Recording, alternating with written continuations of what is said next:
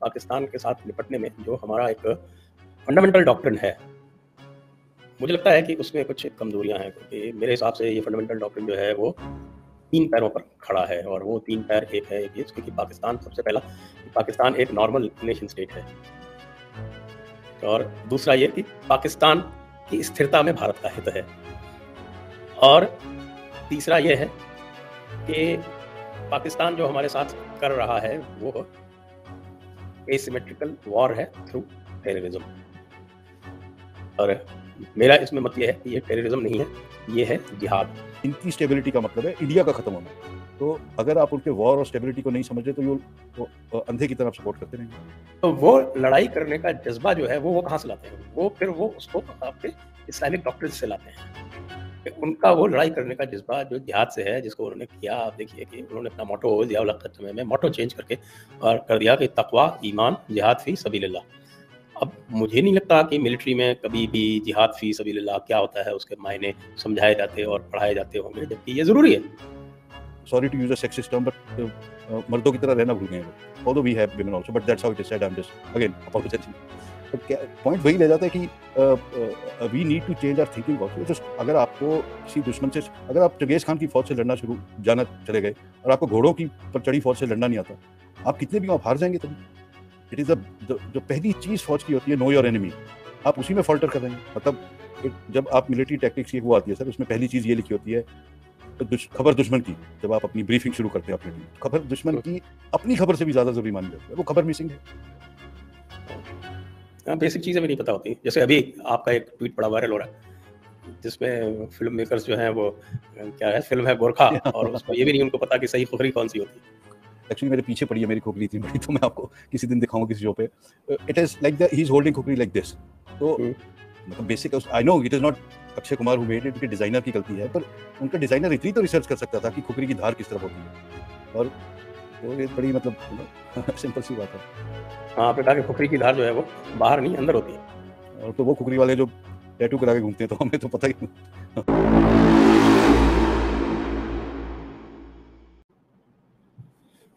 नमस्ते सभी दर्शकों को, स्वागत मेजर मानिक जॉली जी का आज एक बार पुनः है।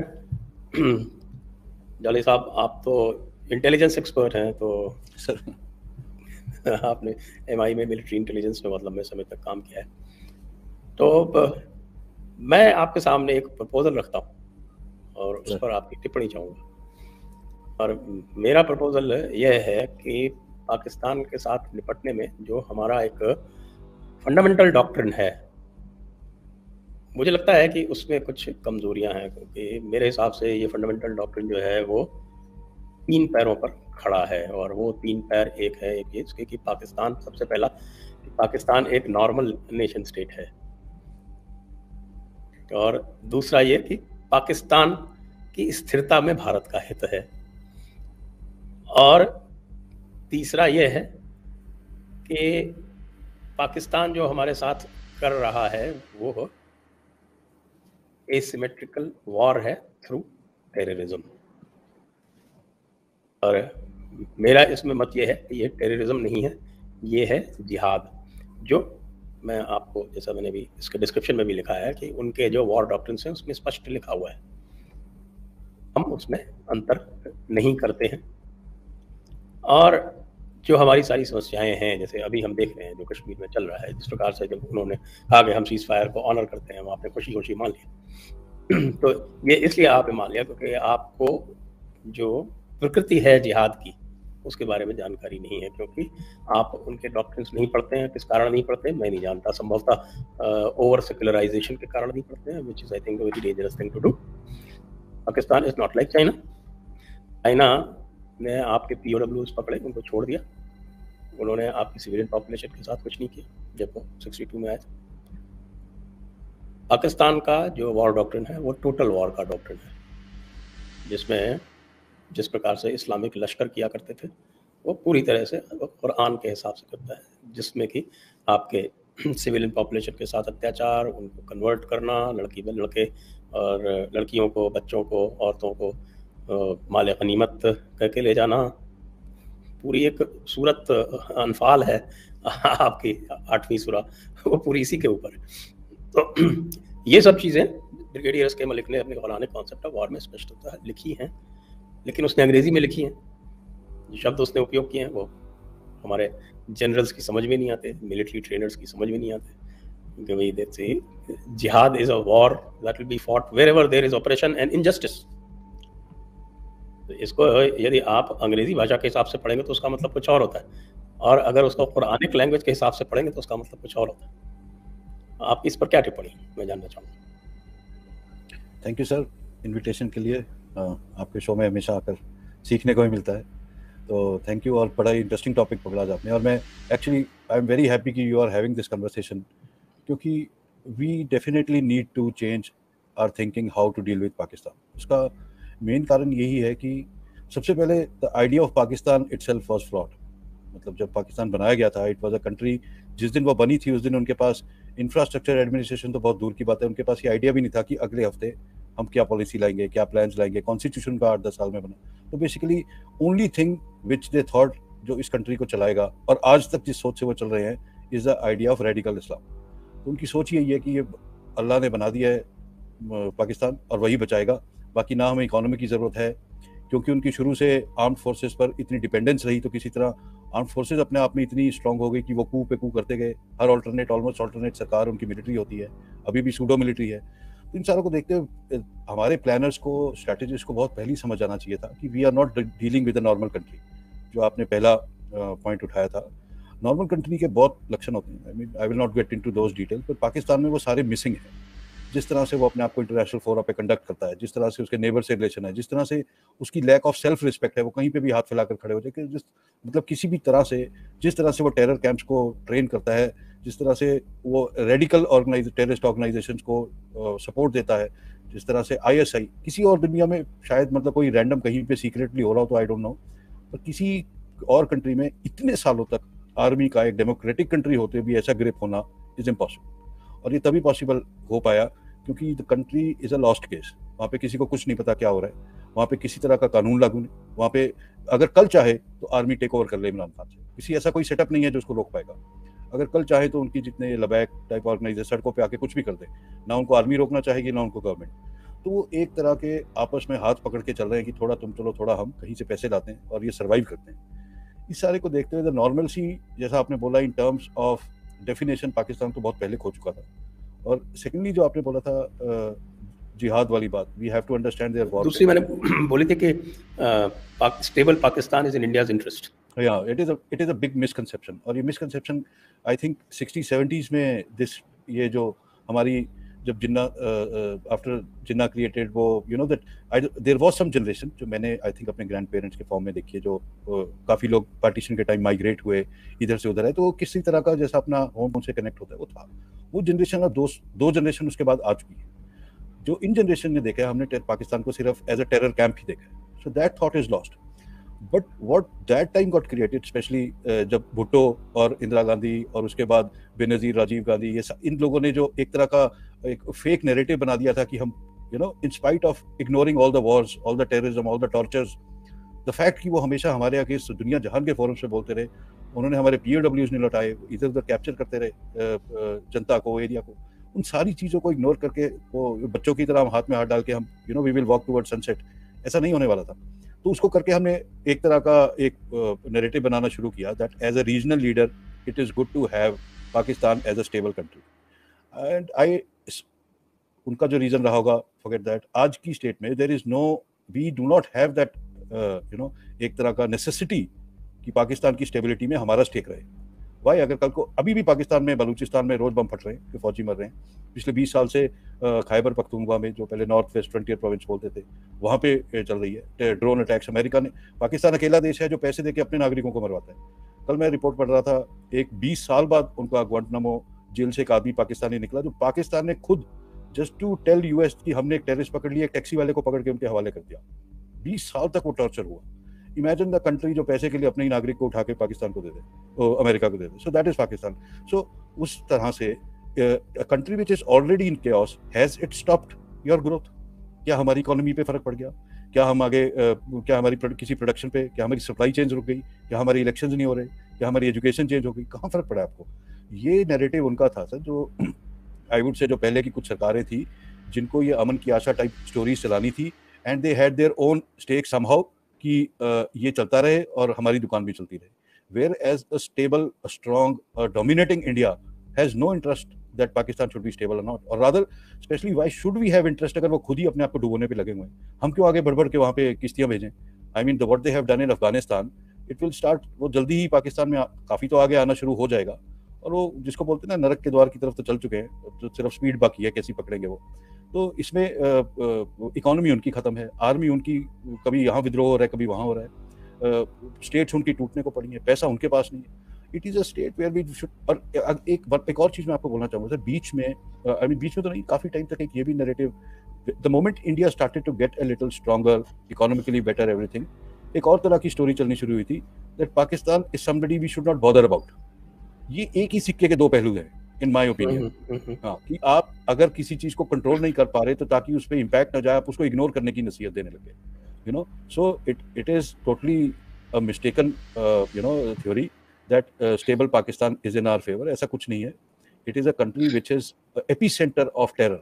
It has to finish that terrorist, it is just a large terror camp till the time it is broken into adequate, controllable, manageable states, तब तक ये आसपास के सारे रीजन में और दुनिया भर में क्या चलता रहेगा। तो वो स्टेबल होंगे। उनका स्टेबल होना प्रेजेंट स्टेट में नंबर एक तो इम्पॉसिबल है, और नंबर दो जहां तक हमें थ्रेट की बात मानी जाती है, अब what does Pakistan want, how will Pakistan be stable उनकी अपनी निगाह में? मतलब वो जब खुद आपस में बात करते होंगे पाकिस्तान, वो उनकी स्टेबिलिटी क्या है? कश्मीर ले लेंगे, इंडिया को तहस नहस कर देंगे। तो क्या आप ये चाहते हैं कि उनको वैसी स्टेबिलिटी दे दो? कहीं तक आज तक उन्होंने बोला कि इंडिया की ग्रोथ में हमारी स्टेबिलिटी है, आज तक तो नहीं। उनकी तरफ से उनका ये है, इधर से अफगानिस्तान ले लो, उधर से पंजाब कश्मीर ले लो, और ये तो आप उनकी स्टेबिलिटी को क्यों चाह रहे हैं जो आपका घर जलाना चाहते हैं? आप उनको let them you know burn their house themselves. Rather we should support कि जहाँ पे भी इंटरनेशनल फोरम में पाकिस्तान को जहाँ पे एड जा रही हो, क्योंकि पता है वो टेररिस्ट एक्टिविटी में जा रही है, we should put our foot down कि आप पहले इनको बोले ठीक हो, और इंडिया को ऐसे स्टेप लेने चाहिए। इट इज टाइम कि ये आई थिंक आपसे एक बार पहले डिस्कशन हुआ था जब वो वसुधैव कुटुंबकम यहाँ पे इम्प्लाई नहीं होता है, वो आपने बड़ा अच्छा समझाया था उस दिन कि वो कहाँ पे किन एस्पेक्ट्स में और किन लोगों पर इम्प्लाई होता है। तो ये 3-4 चीज़ें जो हमें गलत सिखा दी गई हैं, आई थिंक इनको चेंज करना पड़ेगा। And third is the war doctrine, जो कि तो 4 साल मैंने ट्रेनिंग करी है एनडीए में, 1 साल आईएमए में, इतने साल मैं पहले गोरखाज में नौकरी करी, फिर 10 साल एमआई में रहा। At no point actually we study only the military war doctrines. We study only अगर टैंक इधर से आएगा तो आप जहाज उधर से भेजें, अगर दुश्मन पेड़ के पीछे छुप गया तो इधर से जाइए, you know, tactics and strategy involving military. It is what is required to be understand. जो हमेशा से क्यों मतलब अगर हजारों साल से क्यों छोटी छोटी फौजों ने बड़े बड़े किले फतेह कर लिए थे। आई मीन चाहे आप इस्तांबुल हो, चाहे इराक हो, पुराना इराक हो, चाहे यू नो अपना ये ज्यूज का जो अपना इसराइल में हो, उसके बाद चंगेज खान हो, इंडिया कहीं पे भी हो, it is because they took time to understand the enemy. Military tactics is the last phase of engagement. उस पर आप जरूर पढ़ें, I am sure, but as military we also need to understand कि आप किनसे लड़ रहे हैं। अगर आप टेररिस्ट को मारने जा रहे हैं और आप यही नहीं जानते हो किस तरह से लड़ेगा, आप नुकसान खाएंगे। वो एक छुपा हुआ वो कॉकरोच की तरह लड़ने वाला इंसान है जो यहाँ 2 गोली चढ़ा के वहां भाग जाएगा, वहां करके भाग, और आप सोच रहे हो he will fight with honour आपकी तरह। He will fight with respect to the martial doctrine. He will fight as per the tactics that you have been taught. So when you are failing in understanding the mind of enemy and the terrorist at the end of the day आप जिससे लड़ रहे हैं वो एक छोटा सा प्यादा है। आपको स्ट्रेटेजी समझनी है तो एक लाइन पीछे जाके आपको राजा और रानी को समझना पड़ेगा अगर चेस की गेम। तो I totally agree with you that we need to expand our horizons and understand how enemy is thinking. जो बात पे बोल देते हैं हम न्यूक्लियर बम फेंक देंगे, जो बात पे बोल देते हैं हम कश्मीर का, तो इन्होंने तो मजाक बना रखा है कि किसी भी बात पे रैंडम स्टेटमेंट्स दे दो, but it is a give away of their thinking कि ये सोचते किस तरह है। And there is a requirement हमारी स्ट्रेटेजी में भी इस थिंकिंग को और डीपली अंडरस्टैंड किया जाए कि ये नॉर्मल लड़ाई नहीं लड़ रहे हैं। ये जब इन वही coming back to second point, इनकी स्टेबिलिटी का मतलब है इंडिया का खत्म होना। तो अगर आप उनके वॉर और स्टेबिलिटी को नहीं समझ रहे तो ये अंधे की तरफ सपोर्ट करते रहेंगे। So that's all I can say sir. नहीं, बिल्कुल वेरी नाइसली एनालाइज्ड, आपने बिल्कुल सही फरमाया। मुझे याद है एक बड़ा फेमस स्टेटमेंट है क्रिस्टीन फेयर का, आपको भी ध्यान होगा, कई जगह कोट किया जाता है कि यदि आप पाकिस्तान को तश्तरी में रख के कश्मीर भेंट कर देंगे तो भी वो आपसे दुश्मनी नहीं छोड़ेगा। तो इसके पीछे का जो लॉजिक है वो वही है, क्योंकि Pakistan militaries way of the war जो किताब है, इसमें जो एनालाइज करते हैं कि डिफीट जो है पाकिस्तान की, उस डिफीट का मतलब जो आप कन्वेंशनल सेंस की जो मिलिट्री डिफीट है वो नहीं है। वो डिफीट तब मानेंगे जब उनमें लड़ाई करने का जज्बा खत्म हो जाए। तो वो लड़ाई करने का जज्बा जो है वो कहाँ से लाते हैं? वो फिर वो उसको आपके इस्लामिक डॉक्ट्रिन से लाते हैं। उनका वो लड़ाई करने का जज्बा जो जिहाद से है, जिसको उन्होंने किया, आप देखिए कि उन्होंने अपना मोटो ज़िया-उल हक के समय में मोटो चेंज करके और कर दिया कि तकवा, ईमान, जिहाद फी सबीलिल्लाह।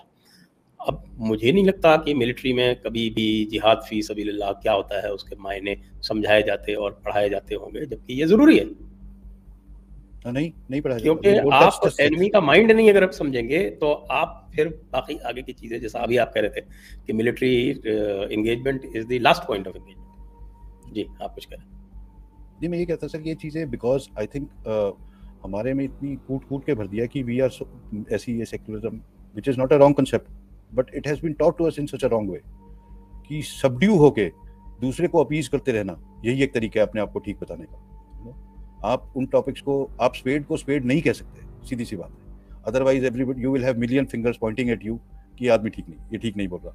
Whereas as a military person, मतलब मैं तो ये हमारे जनरल्स को, रिटायर्ड जनरल्स को, राइटर्स को, कमेंटेटर्स को, टीवी पे आते हैं, आप आम दुनिया छोड़े, आप तो वर्दीधारी इंसान है, आप तो बहादुरी के परचम लेके आगे लड़ने वाले लोग, आप किस बात से डर रहे हैं?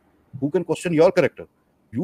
If army is a truly communal state, truly secular organization in all its possible definitions, फिर why are you worried about that questions will be poured on you?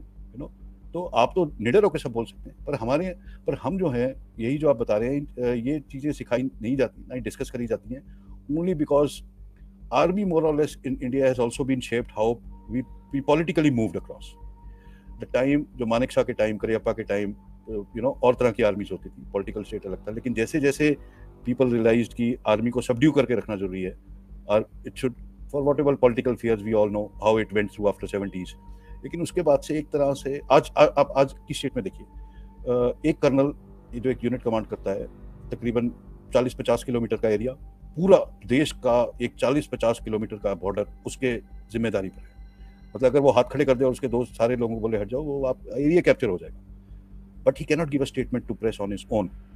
आप उसको इतना रिस्पॉन्सिबल नहीं समझते कि वो एक रिपोर्टर से खड़ा होकर ये बोल सके कि हमने ये किया, उन्होंने ये किया, हमारा एक्शन ये था, वो था। इतना जीरो एरर सिंड्रोम, इतना फियर ऑफ रिप्रिकॉशंस, इतना फियर ऑफ नेगेटिव रिव्यू आ चुका है कि वो ना, मतलब sorry to use a sexist term, but मर्दों की तरह रहना भूल गए हैं लोग। Although we have women also, but that's how it is said. I'm just again apologizing.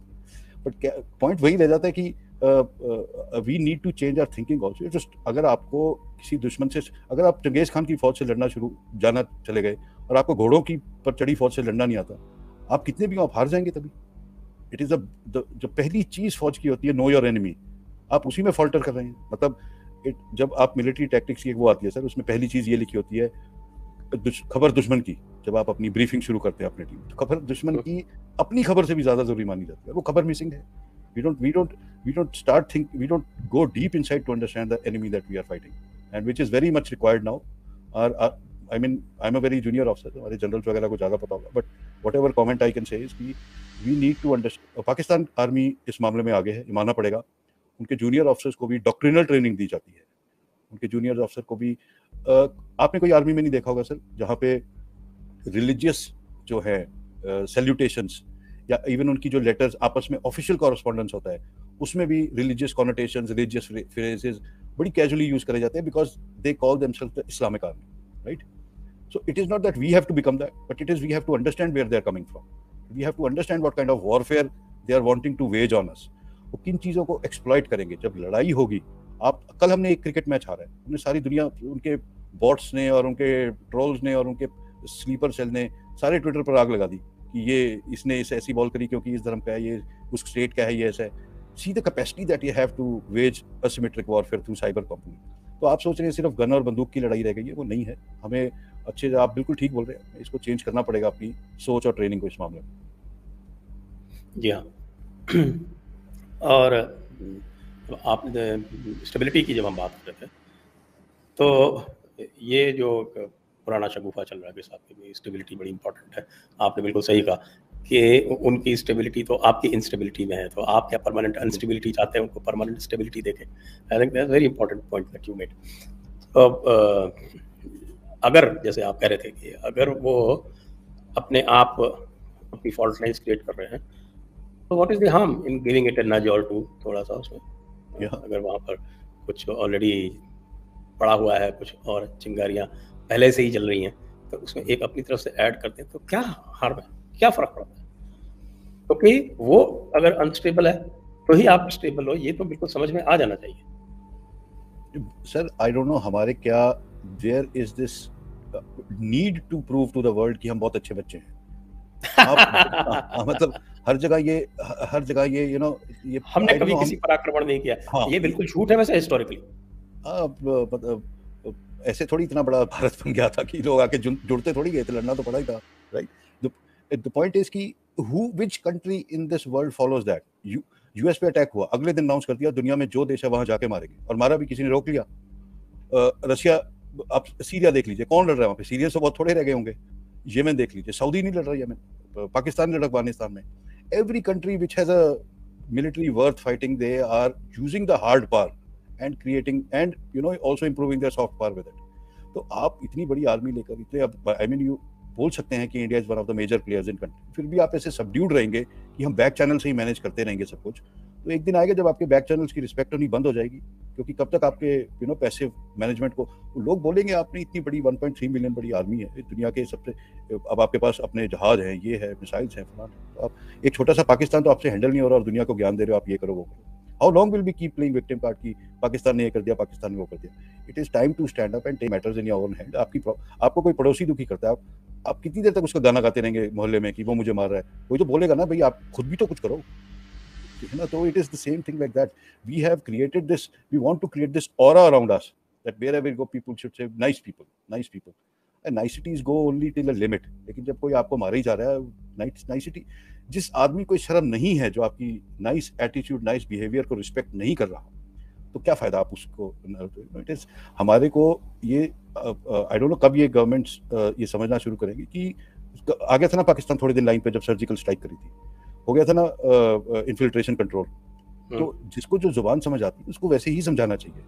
और हम लगे हुए हैं कि यूएन में ये हमारे आतंकवादी भेज रहे हैं। अब कितने फाइल डोजियर लेते हैं, क्या कर दिया यूएन ने? What has UN done? Nothing. Rather they started questioning कि we will send a team to check about status of plebiscite, जो आपने नहीं करवाया। अरे बाबा, मतलब we have to understand, we have to fight these battles now ourselves.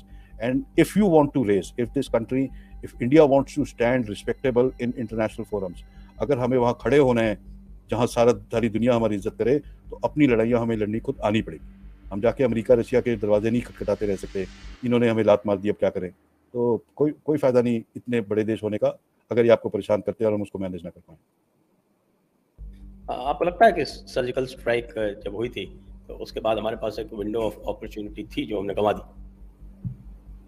I would not agree to that, because surgical strike was a, मतलब surgical strike ये बोल सकते हैं, मतलब एक मौके पे आपने जाके टेररिस्ट कैंप डिस्ट्रॉय कर दिए, 300-400 टेररिस्ट मार दिए, बट वहाँ पे उसको मिलिटरीली एक्सप्लॉइट करना, आई एम अज्यूमिंग कि आप सिर्फ मिलिट्री एस्पेक्ट में बात कर रहे हैं, मिलिटरीली एक्सप्लॉइट करना would have been a much bigger plan. We were not, I mean उसके लिए आपको पूरी आर्मी मूव। मैं थोड़ा क्लैरिफाई करूँ, मैं इसको जो है मैं as a national approach की बात कर रहा हूँ, not as a purely as a military में कि आप ने सर्जिकल स्ट्राइक की और पीछे से आप घुस जाइए, not in that sense।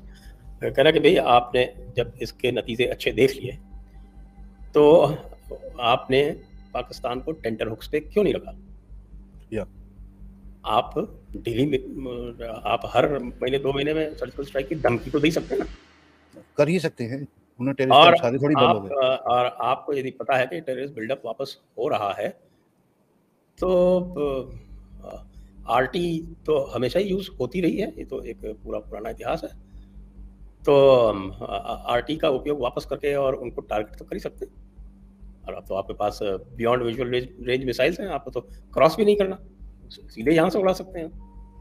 Sir military capability की कमी नहीं है, it is beyond the shadow of doubt की सब, there are lot of things which are beyond visual range weaponry में।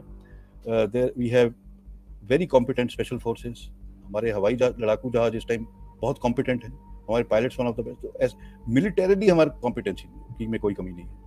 बात वहीं आ जाती है पॉलिटिकल विल की, जो शुरू से पिछले 40 साल से लोग बोले जा रहे हैं पंजाब कश्मीर में जब इशू था कि वो तभी सॉर्ट होगा जिस दिन पॉलिटिकल विल बनेगी। जैसे तो उस केस में जैसे आप बोल रहे हैं सर्जिकल स्ट्राइक के बाद, I totally agree with you, ये डोज देते रहने चाहिए था इनको। What we did was it became one of a kind thing कि कभी ये थोड़ा जोश में आ गए, lot of people try to pin it कि ये इलेक्शन से पहले कर दिया फॉर पॉपुलैरिटी एंड ऑल। तो आपने अगर आप उसको फिर 3 महीने बाद कर देते, ना केवल आप इस नैरेटिव को दबा सकते थे कि ये इलेक्शन प्रमोशन के लिए था, बल्कि आप पाकिस्तान को भी लाइन पे ला सकते थे। और इंडिया के पास कोई कमी नहीं है प्रूफ्स की दिखाने के लिए कि वो रेगुलर इन्फिल्ट्रेशन करवा रहे हैं। इंडिया के पास पुराने डॉक्यूमेंट्स की प्रूफ्स की कमी नहीं है। तो 100% आपके साथ ये करना चाहिए था, और it should have been coupled with economic surgical strike, diplomatical surgical strike, जहां पाकिस्तान कोई चाहे मतलब एक कॉलोनी जितने देश से भी बात कर रहा हो, वहां जाके अपना आप डिप्लोमेट बिठाइए, वहीं पे वो कन्वर्सेशन खत्म करो। जहां पे वो पैसा लेने की बात कर रहा है वहां पे अपनी टीम भेजिए, वहीं वो एड बंद करवाइए। आप मतलब it was a great thing the surgical strike, but I agree उसको कैपिटलाइज करने में हम नहीं कर पाए, उससे we could have built very well actually. It is a good thought. जी जी। और आप इस समय देख रहे हैं कि पुंछ में ऑपरेशन चल रहा है, 15वां दिन है आज। यस। और इस तरह की स्थिति क्या ये आ सकती थी अगर रेगुलर डोज दी जा रही होती तो? नहीं, इस तरह की स्थिति 2-3 कारणों से नहीं आ सकती थी अगर ऐसा होता। पहली बात, जो टेररिस्ट कैसे ऑपरेट होता है सर, देखिए बेसिकली लड़के रिक्रूट होते हैं जहाँ से भी, इन्होंने बहुत साल ट्राइबल एरिया से करे, कुछ अफगानिस्तान से, कुछ पाकिस्तान से, कुछ लोकल, कोई शहर कहीं से, और वो एक ट्रेनिंग कैंप में भेजे जाते हैं। वो ट्रेनिंग कैंप में ये 3 से 6 से 9 महीने रहते हैं, डिपेंडिंग किस तरह की ट्रेनिंग दे रहे हैं इनको। तो अगर आप उनके ट्रेनिंग कैंप ही बार बार बॉम्ब करते रहेंगे, तो जो रिक्रूट होने आ रहा है बेसिकली, जितने भी टेररिस्ट आज तक हमने देखे हैं, हमारे हैं इंटेरोगेट करने, उनसे एक चीज़ पक्की होती है कि the religious aspect of their fight is minimal, और even there is none. It is more of financial, कि वो गरीब हैं तो हाँ जी 2 साल जाएंगे कश्मीर में तो इतना पैसा मिल जाएगा वापस आते, या लोकल है तो थोड़ा हवाबाजी के लिए, but there is hardly anybody who is doing that for a religious cause. तो उसमें ISIS कर रहा हो, आई डोंट नो, मैं यहाँ के स्पेसिफिकली बोल रहा हूँ जो पाकिस्तान से इधर आते हैं, क्योंकि ये कॉन्ट्रैक्चुअल टाइम के लिए आते हैं, साल 2 साल करा फिर वापस भाग गए, इधर खतरा वो उधर चले गए, यहाँ से। तो जब आप उन कैंप्स को ही स्ट्राइक करने लग जाएंगे, तो शुरू में जब ये आते हैं, they are not like any die hard fighter नहीं होते, नहीं तो ऐसे छुपे छुपे नहीं भागते रहते। तो इनको वहीं पे उनके दिल में डर डालना बहुत जरूरी होता है। साथ में आप इनका इंफ्रास्ट्रक्चर भी डिस्ट्रॉय कर देते हैं। दूसरी बात, जब आप अगर ये सर्जिकल स्ट्राइक करेंगे, उसका नेचुरली यू विल प्लान कि इस हमारे पे इस तरह कुछ नहीं होना चाहिए, आप अपने बॉर्डर्स को और सील कर देते हैं। नो, इट इज़ लाइक चीज़ें इंप्रूव ही होती जाती, और it would have definitely stopped जिस तरह की इन्फिल्ट्रेशन से हम पिछले 15 दिन अटेम्प्ट से डील कर रहे हैं पुंछ में। तो ये चीज़ों में काफ़ी कमी आ जाती है विदाउट अ डाउट। जी। और जब हम बात करते हैं परमानेंट वॉर डॉक्ट्रिन की, तो अब इसको अगर आपको एक मिलिट्री गेमिंग करनी हो, तो हमने आपके एक एनिमी है जो आपसे permanently in state of war रहना चाहता है। मुझे नहीं लगता कि हमारी army in spite of evidence to the contrary, क्योंकि ये जो वॉर है एसिमेट्रिक वॉर, इसको चलते हुए तो मुझे लगता है लगभग 25 साल से तो ऊपर हो ही गए आराम से। और when we know their doctrine, they are in a state of permanent war till they conquer India, क्योंकि वो उनकी हदीस में है, ग़ज़वा-ए हिंद जिसको वो कहते हैं। और हम जो हैं वो एक लगातार डिफेंसिव वॉर स्ट्रेटजी पर रहते हैं। आपको क्या एक भी ऐसा उदाहरण याद है जहाँ पे कोई भी देश एक परमानेंट डिफेंसिव वॉर के मोड में रहकर जीत सका हो? Absolutely not. मतलब logically it is a oxymoron, defensively winning defensively, you know.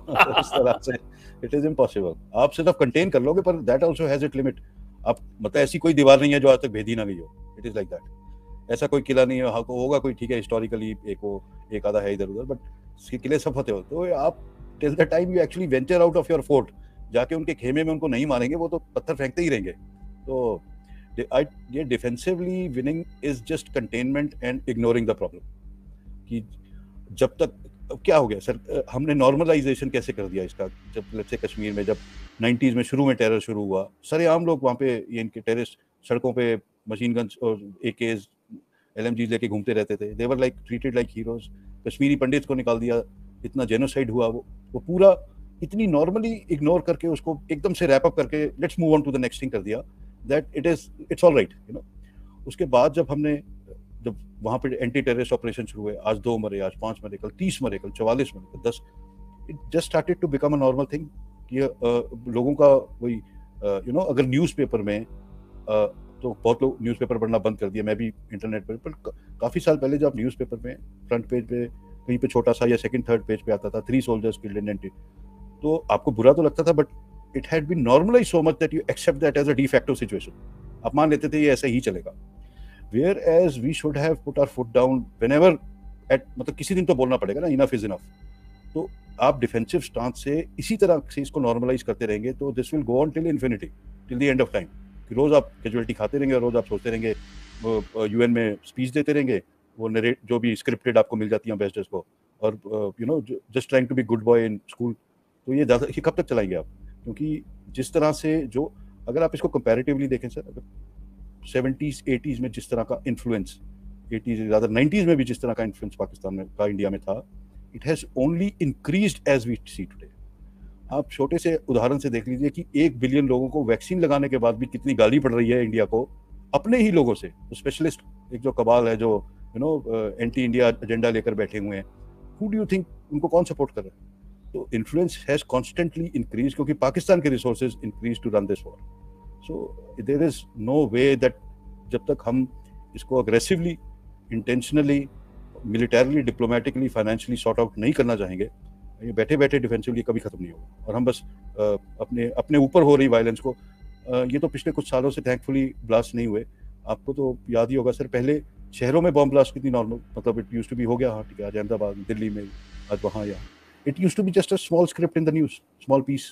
तो it is our mistake that हमने यू नो ये झेलना, इसको एक्सेप्ट करना इतना नॉर्मल कर दिया। और वही जो हमने पहले बोला था, जिसको जो भाषा समझ आती है उसको उसी में जवाब देने में ठीक रहता है।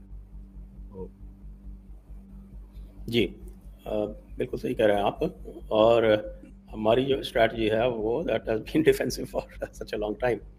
और वैसे तो ऑफिशियली ये कहा गया है, हमारे एनएसए ने भी कहा कि we will now follow the policy of defensive offence. अब वो डिफेंसिव ऑफेंस कह तो दिया गया, लेकिन क्या किसी मिलिट्री डॉक्ट्रिन में ये आर्टिकुलेट हुआ है क्या अभी तक ये डिफेंसिव ऑफेंस की strategy? Actually, sir, not part of military right now, so I don't know Indian Army how are they planning. But actually, defensive offense. Let me try and explain. आम भाषा में उसका मतलब क्या होता है? Offense क्या है? कि आप अपनी तलवार लेकर किसी की तरफ दौड़ रहे हैं, आपने उसको काट मार दिया, ये ऑफेंस हो गया। आपने अपने अगेंस्ट एक दीवार बना ली, किले में छुप गए, ये डिफेंस हो गया। सिंपल भाषा में डिफेंसिव ऑफेंस ये होता है, आपने किले के बाहर लंबे लंबे भाले लगा दिए कि कोई आएगा तो इन भालों पे पहले मर जाएगा, लेकिन जब ये भाले टूट जाएंगे तो वो फिर हमारा डिफेंस शुरू होगा। That is the limited offensive nature, whatever your defense can present in its present situation is defensive offense. इसका मतलब ये नहीं है हम अटैक करेंगे वापस आ जाएंगे, किसी भी टाइम किले से घुड़सवार बाहर नहीं जाएंगे, सिंपल बात है। So that is just a modified defense, just like a 0.1% extension of your defensive stance.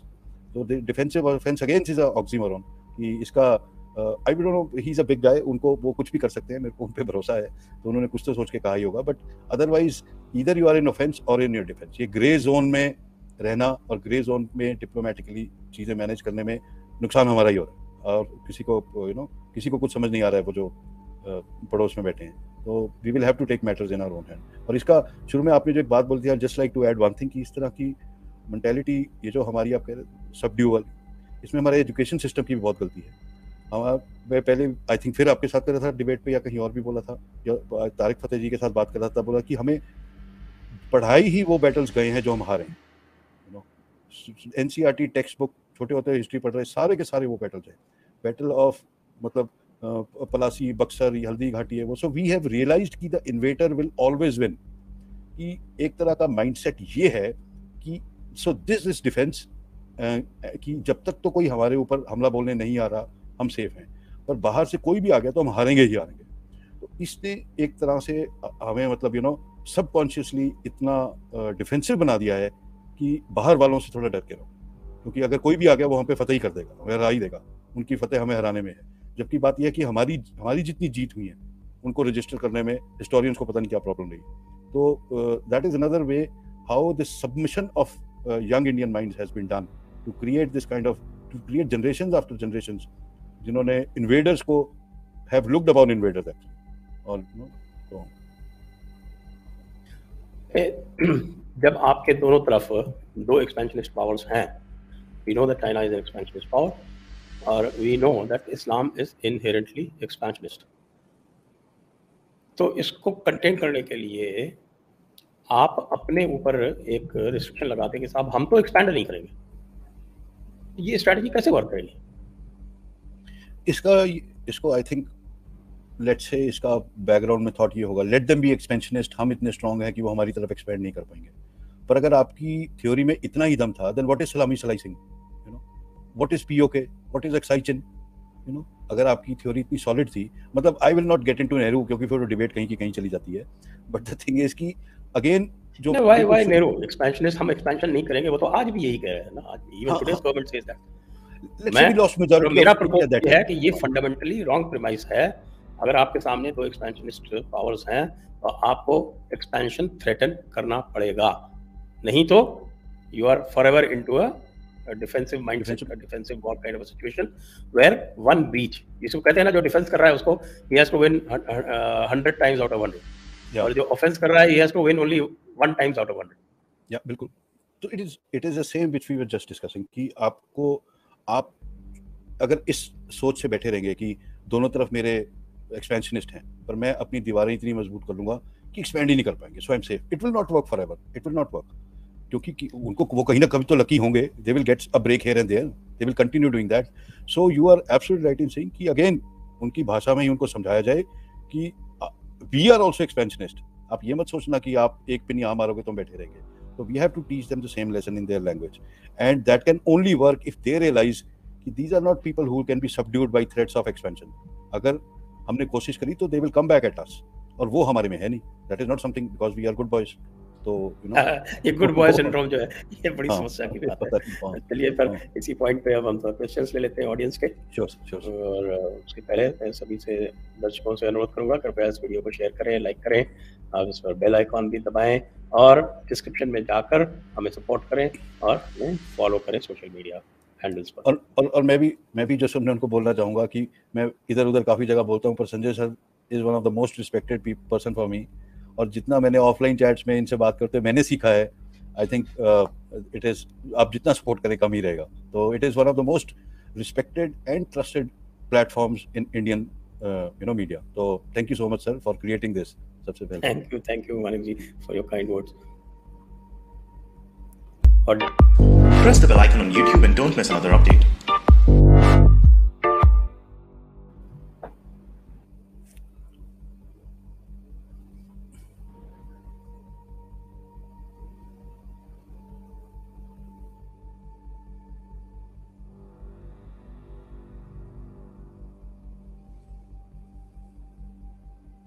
आपका बहुत बहुत धन्यवाद for your support. You are always so kind. Thank you so much. Okay, ये सर्वे वदन्ति पाकिस्तानार्मि तत्कुरुते तस्य प्रजाजनैः सह किमपि न भवितव्यं, किमर्थं न भवितव्यं ईदृशी आर्मी केन प्रदत्तम. कह रहे कि भाई ये है, सभी को पता है कि पाकिस्तान कुछ भी करता रहे या कुछ करते हैं, उसकी जो पब्लिक है उसके साथ हम कुछ नहीं करेंगे. तो इस तरह से काम कैसे चलेगा कि पाकिस्तान के समाज का, उनके समाज का भी नाश आवश्यक है, क्योंकि वो हमारे समाज को नहीं छोड़ेंगे जिस दिन वो जीत जाएंगे. या आई मीन लॉजिकली आप ठीक बोल रहे हैं, बट अगेन कहीं लेट्स से कहीं तो हमें भी लाइन ड्रॉ करनी पड़ेगी. कुछ एथिक्स तो हमें रखने ही पड़ेंगे. After all we are a different country, we are a different civilisation, we are different people than them.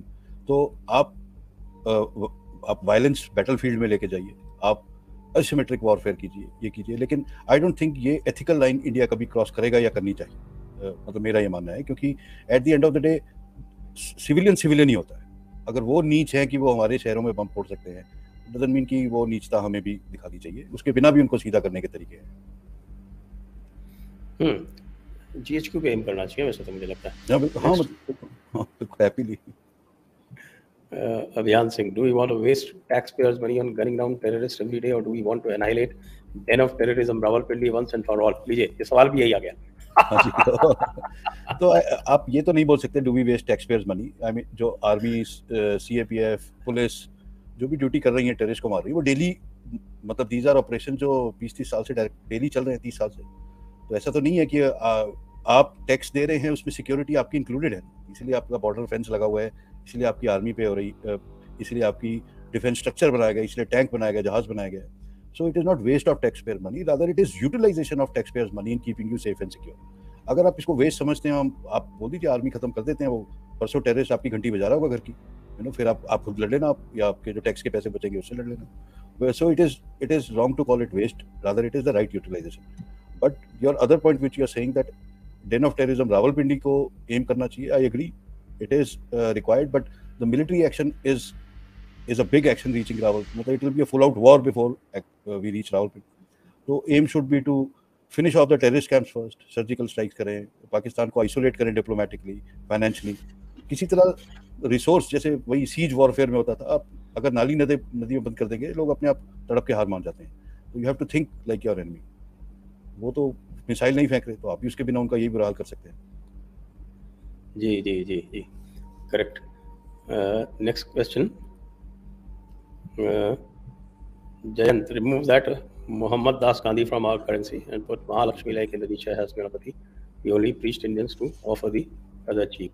Of course, ये तो खैर एक कंटिन्यूस प्रॉब्लम है ही, क्योंकि हमने अपनी सिविलाइजेशन को ओन ही नहीं किया, और उसकी वजह से भी बहुत सारी प्रॉब्लम है, जैसे आपने कहा एजुकेशन के बारे में। मैं आपको सच बताता हूँ सर, काफ़ी बड़ा होने के बाद, रादर यूट्यूब आने के बाद, मैंने आई रियलाइज रघुपति राघव राजाराम के ओरिजिनल लिरिक्स क्या हैं, and I was shocked that all my life I was narrating the wrong once.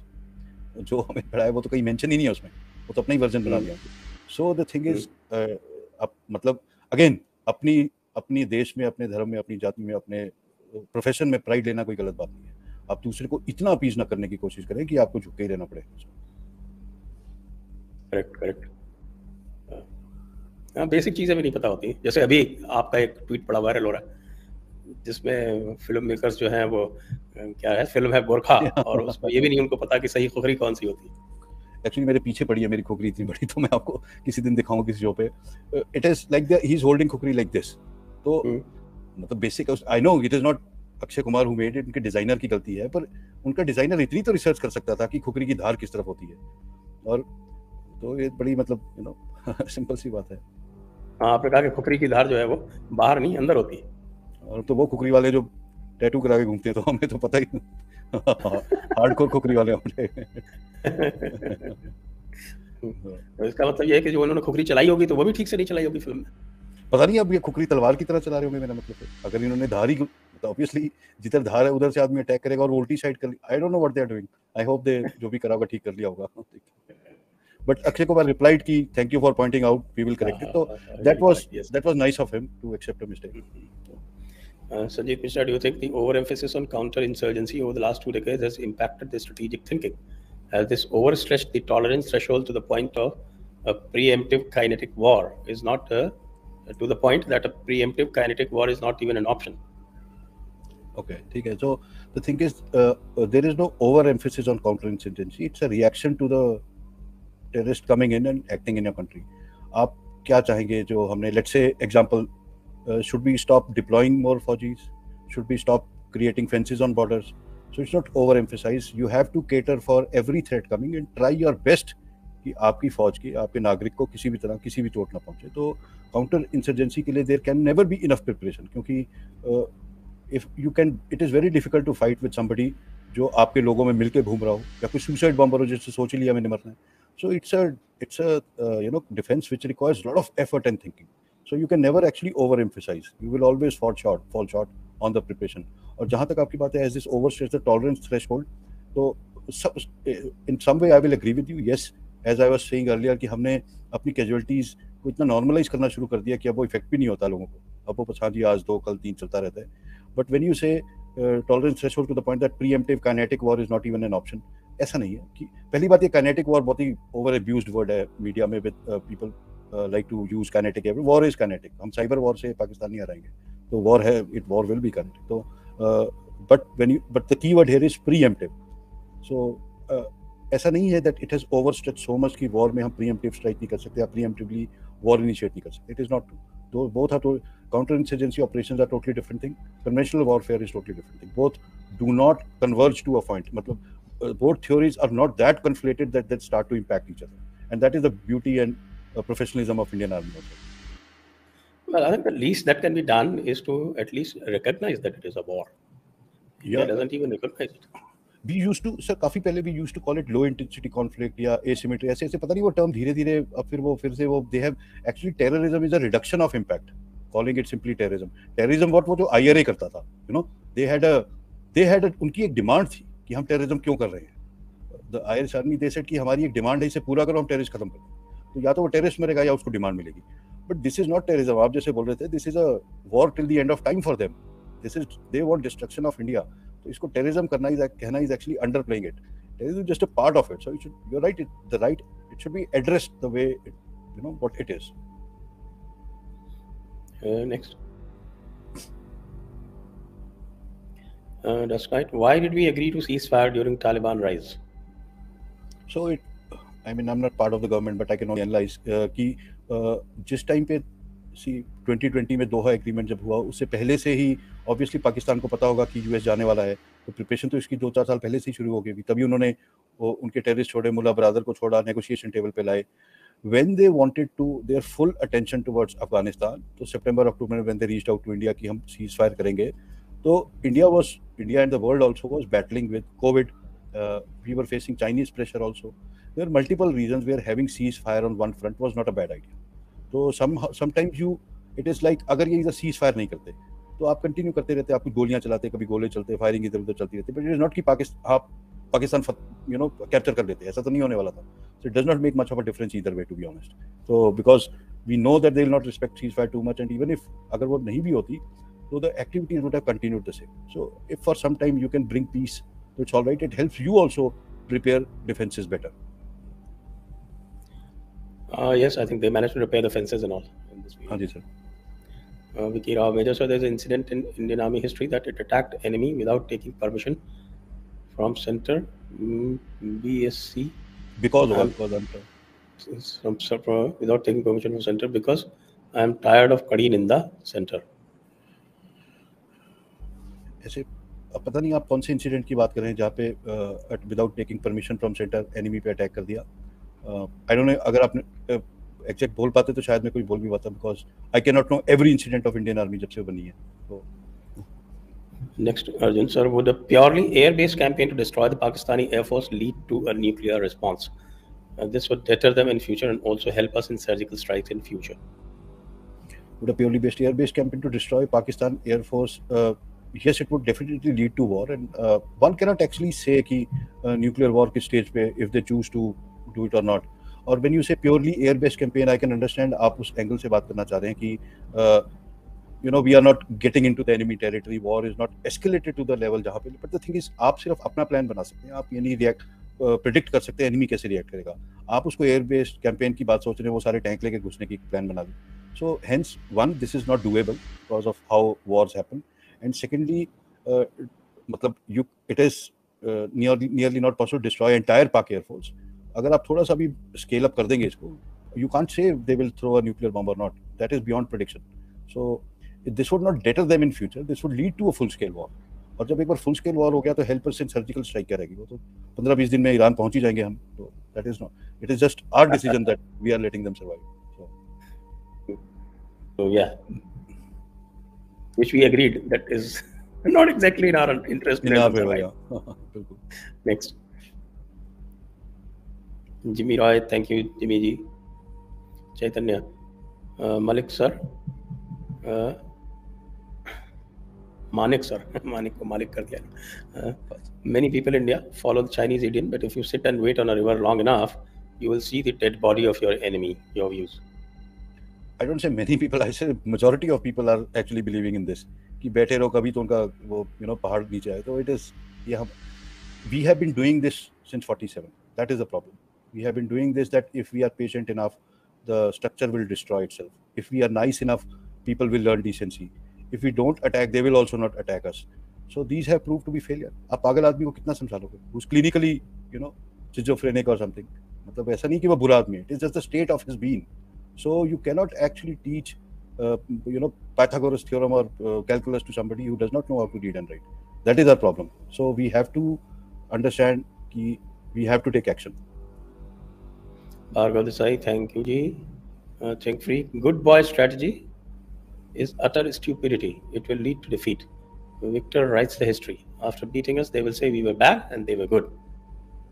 ये देखिए, after beating us तो कभी भी नहीं होगा. So you don't have to worry about that. However, in their books they can write whatever they want. That we cannot control. But you are totally right. आपकी जो पहली दो lines है, I totally agree that good boy strategy is stupidity. It is not. Maybe it was, I don't know, मैं पैदा नहीं हुआ था 40s 50s में अच्छा रहा होगा, I don't know, 60s में, मतलब 70s में. But yes, it is not the requirement now, and obviously victors will write the history. So we should be the one writing the history. Okay, next. Bhargav Desai, Manik sir, कब तक रोको policy चलेगी? ठोको policy कब आएगी? अच्छी तो बंदी है. सिद्धू से पूछ लो वो ठोको चलेगी. I think समय आने वाला होगा. I don't think it. I mean, I would really hope that at least after abrogation of 370 surgical strike, this is sea difference from what was earlier. जमीन आसमान का फर्क है to how we are dealing with problem. पर सब लोगों को समझना चाहिए कि war is a nasty business. आप ऐसे नहीं सोच सकते कि आपको सारे टेररिस्ट भी मारने हैं, आपको चाइना को भी कंटेन करना है, आपको उनसे भी लड़ना है. We will not face casualty. फिर सारा देश खड़ा हो जाता है, अरे हमारा फौजी कैसे मर गया. तो ऐसे नहीं होना चाहिए. अगर आपने उनको कमिट किया है किसी कॉज के लिए, तो there will be violence both sides. Next. आपको हितेंद्र रंगास्वामी जी को थैंक यू बोलना भूल गए सर. हितेंद्र जी, आपको बहुत बहुत धन्यवाद. Hitendra Rangaswami ji, thank you. I'm part of your team. It is my job to remind you. yes. Next. And recently I read that India has given assurances to Bangladesh that illegal immigrants won't be deported back. How do you see this? I don't think the assurance has come in a way that it's a blank check kind of a condition. It is not that 100% illegal immigrants would be absorbed, और इसके deportation की भी states होती हैं. अगर आप border पे पकड़े गए और वहीं से वापस भेज दिए जाओगे, अगर आप बॉर्डर एरिया में, let's say your illegal immigrants last 10 years और समथिंग है, योर तो एक, I am not lawyer, but जितना मैं समझता हूँ कि कुछ, सर आप ज़्यादा अच्छे समझा पाएंगे, कुछ एक एब्जॉर्प्शन वो होती है कि आप सालों से यहाँ रह रहे हैं, आपके एनिमल यहाँ ग्रेज कर रहे हैं, आपने घर बना लिया, तो कुछ सिस्टम होता है. I think it is working only for that. It is more said in, I think in terms of northeast बोला गया था, not for the rest of it. Yeah. Next. Pidambar, in a 1971 kind of situation when our army captured 90,000 Pak army, was there an option to neutralize them? Yes, I mean, is there option to become do it? Yes, the option is always there. You exercise or not is a different thing. We follow Indian Army being a cultured professional army. हमने हमेशा Geneva Conventions को respect किया है. And so prisoners of war were treated with respect and returned to their country. This is another thing जो Sanjay sir शुरू से बोल रहे हैं कि and we've been discussing that the kind of warfare they are forcing on us will not even respect Geneva Convention. ये नहीं कि इनको आप पकड़े जाएंगे तो आपसे आपका नाम नंबर पूछ के, वो तो उनका हाल बुरा था तो उनको अभिनंदन को छोड़ना पड़ा. अगर पता नहीं चलता, व्हाट्सएप वीडियोस नहीं किसी ने पोस्ट कर दिए तो you don't know actually what they would have. They are not a country that respects Geneva Convention. The kind of warfare they run. I mean, no, absolutely right. Actually, तो finding out, detecting war criminals is even permitted during Geneva Convention. They should have exercised it, but they wanted to be good boys. Yeah, वही. Good boys in row. Front benchers हैं हम सब. Next. So many people do not take strong steps on Pak because of nuclear weaponry. How can we denuclearize them because of their first use policy? Because we cannot first use. But we cannot denuclearize them. This is not in our capability. So से वो नहीं. So yes, there is always a fear that they are a nuclear country. इसी कारण और पाकिस्तान के साथ डर ये नहीं है कि उनकी आर्मी के पास न्यूक्लियर वेपन्स है. उनके साथ सबसे बड़ा डर दुनिया को ये है कि उनकी न्यूक्लियर वेपनरी टेररिस्ट के हाथ ना चली जाए. दैट इज वाई वो जो मांगते हैं वो दे देते हैं जी. हम so whenever Pakistan actually got billions of dollars of grant in anti-terrorist operations from US in the last 10-20 years, billions and billions of dollars for anti-terrorist, because this is one of the claims that they make कि अगर if terrorists take over we also have nuclear weaponry, उसका क्या होगा. So they use this again to their advantage to gain aids and all that. Next. Kashmiri people celebrate Pakistan's win in T20. Why? ये तो हम बहुत time से explain करते आ रहे हैं. Pakistan is not a territory; it is an idea. Yeah. Or Kashmiri That people, idea, I mean, that idea is not territory specific. It can be anywhere. yeah. And इतने time से separatist movement अगर चल रही थी, naturally ये तो नहीं जिलानी की जाती हो. There are people living with those thoughts, so you can't actually wish them away. Shashank Sharma, प्रणाम Sanjay sir, Manik sir. Sir, Pakistan Indian media के थ्रू सबवर्शन करता, लाइक एनडीटीवी एक्सेट्रा. क्या रॉ भी पाकिस्तान में सबवर्शन करती है? करती भी होगी तो यहाँ थोड़ी डिस्कस करेंगे. करते होंगे तो पता नहीं कि करते होंगे. मोरारजी देसाई ने एक बार डिस्कस कर दिया था, आपको पता है क्या हुआ फिर? हाँ, या I know.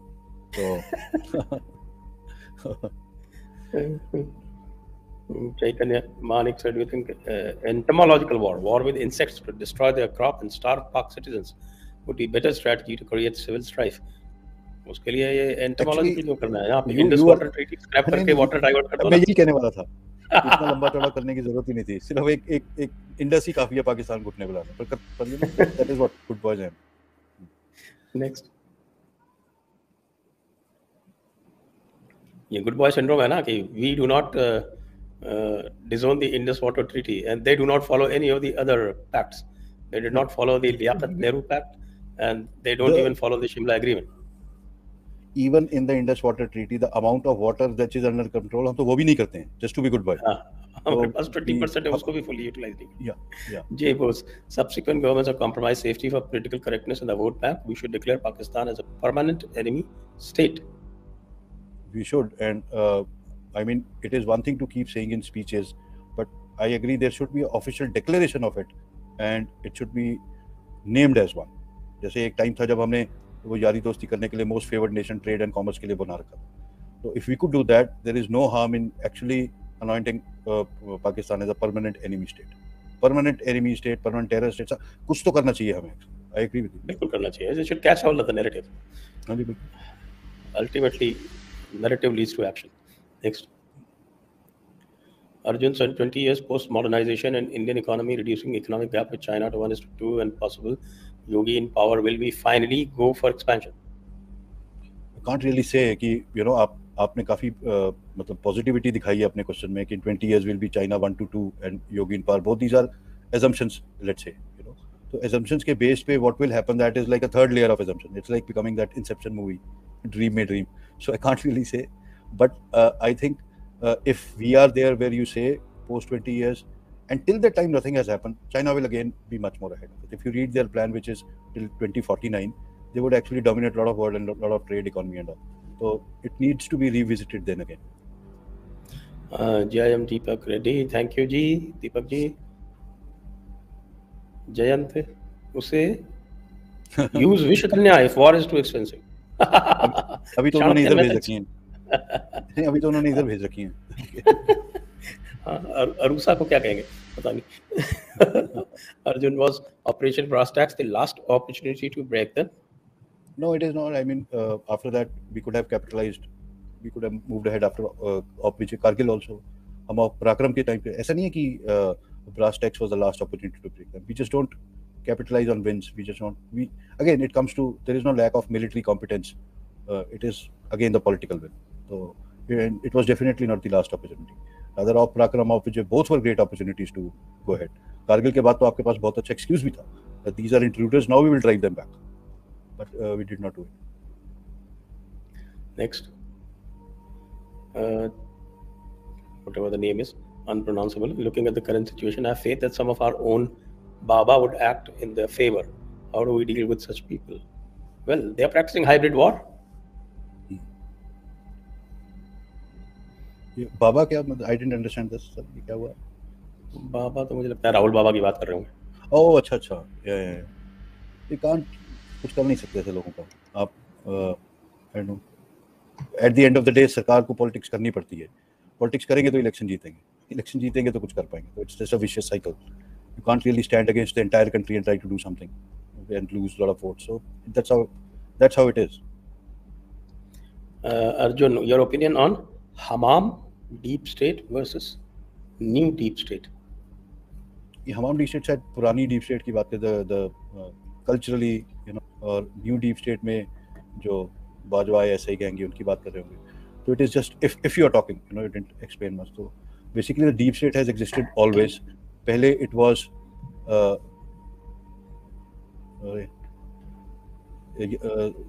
pehle it was Zia started this thing, and they again the common things are that they always want destruction of India. So there is not much different as far only that they have new friends now. पहले China, फिर US होता था, फिर अभी Turkey, अभी तो Turkey भी काफी हाल बुरा है, पर यूएस टर्की तो is China. So these alliances keep changing. पहले सऊदी होता था, वो हट गया है. So their deep state is mostly influenced by the funding, कहाँ से आ रही है, because it is not that they ever change their religious stance और मिलिट्री स्टांस और समथिंग लाइक दैट. सो जो भी उनका पैसा कंट्रोल करता है वही सरकारें बनाता है, वही कंट्रोल करता है. Okay, next. Bhargav Desai, Sanjay sir, Manik sir की पिक चेंज करो. हाँ, पिक फिर से पुरानी वाली चली गई आज. If you want, I can send. मैंने हमारे पास भी है, आज गलती से वही पुरानी वाली चली गई. भार्गव जी हमारे मित्र हैं. अच्छा. Crypto ज्ञान. Our people have been fed timid narratives like wars only last resort. After last resort, wars have also been engines of progress and innovation in history. Exactly, Yes. I totally agree. Yes. I mean, Very good. मैं आप बिल्कुल ठीक बोल रहे हैं आप. और Sanjay sir और मैं, I think we both agree. Wars, if you like they say, if you want peace, you need a war. Yes. नहीं तो आप state of discomfort में रहेंगे. Absolutely. And great material progress has also resulted from wars only. All innovations, scientific discoveries, rockets, space research, medicine, automobiles, so much has come from wars. Shipping, मतलब you can't even start predicting. जितनी progress scientific war के time हो जाती है, and actually ideas start to take shape, it is unimaginable. And also at that time, political leadership is more receptive to ideas. बिल्कुल. Yes, sir. And they are also more likely to take harder decisions, which otherwise they keep avoiding. बिल्कुल. I agree. Vijay Sudhakar sir, how will we deal when even cricket team is woke? We'll make Jaipur dialogues compulsory for them. That's a good idea. Yeah. Hamam was the one who led to dismantling of technical support group and VK Singh. Abhi, there are, I know Karan Bakshi personally, I've worked with it. So, I don't know आप जो बोल रहे हैं तो वही ठीक होगा शायद. Yeah, I don't know much about it. Next is Yogeshwar Best. Why not retired army officers meet serious General Rawat and inform him about doctrine of Islamic war? We have Krishna as example. He knew weaknesses of an enemy. It is, firstly, I like to believe that it is not that they don't know. And my telling them will not make, it is not, मतलब ऐसा नहीं कह रहा हूँ मुझे इनसे ज़्यादा ज्ञान है, वो मुझसे बहुत ज़्यादा जानते हैं, बड़े हैं, जनरल हैं. लेकिन the thing is, it is their choice to act on it or not. If I tell them there is a concept of Islamic warfare as far as Pakistan war doctrine is concerned, this is, yeah, so everybody knows it. But to act on it will always be their call. So what we lack is not awareness. What we lack is action on it. Next.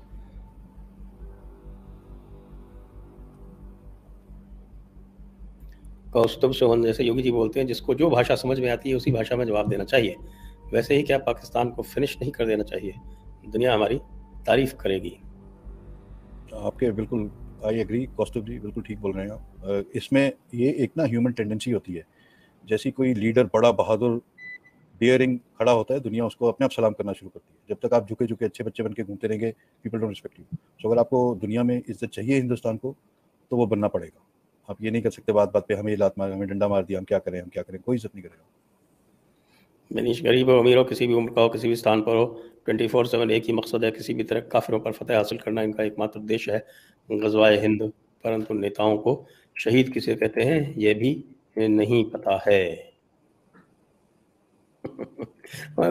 हमें लगता है कि उनको भी Jaipur dialogues पढ़ाना पड़ेगा. आप किसी तरह इसको मिनिस्ट्री ऑफ ब्रॉडकास्ट से कंपल्सरी करवाइए सबको. ये सारी प्रॉब्लम्स हैं. बात तो सही कह रहे हैं ये बिल्कुल. आतिश Kumar Panigrahi, Jai Hind to both of you in India. Brave sons of Bharat Mata, keep up the good work. Thank you Atish ji, thank you so much. Thank you so much.